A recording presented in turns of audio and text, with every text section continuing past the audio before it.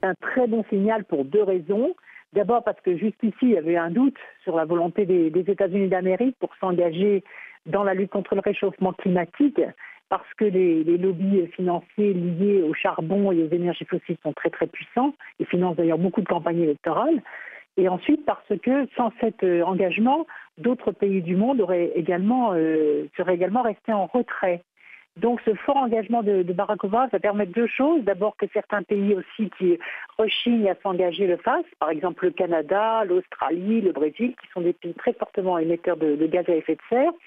Et puis deuxièmement, pour donner un signe d'espoir, et à partir du moment où Barack Obama dit aussi que c'est une chance pour l'économie verte, pour les investissements dans les énergies du futur, à ce moment-là, s'il y a une mobilisation des entreprises et si l'on comprend enfin que relever le défi du changement climatique, ça permet aussi de sortir de la crise économique parce que ça permet des investissements dans les industries du futur, dans les bâtiments efficaces en énergie, dans les énergies renouvelables, dans les économies circulaires, etc. À ce moment-là, il va y avoir une dynamique positive pour s'engager.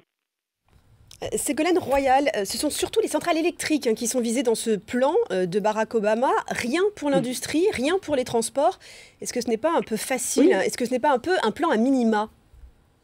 Alors, on peut faire deux observations, soit regarder le positif, soit toujours se plaindre du négatif. Moi, j'ai tendance à faire en sorte que pour encourager les pays à aller plus loin, il faut déjà se féliciter de ce qu'ils font.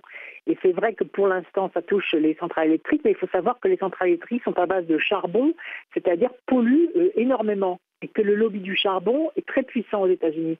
Et donc, c'est un signal fort là, que donne Barack Obama. Il va à l'encontre d'un certain nombre d'intérêts économiques et financiers. Et cela veut dire qu'il va continuer, comme je l'espère, à la fois sur les industries les plus polluantes et sur les transports pour engager les États-Unis dans les transports propres.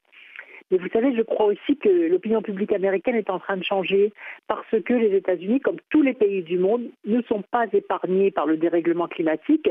Regardez aujourd'hui ce que subit la Floride avec les incendies terribles, la sécheresse, les tempêtes, les inondations répétées aux États-Unis qui n'existaient pas il y a même 5 ou 6 ans.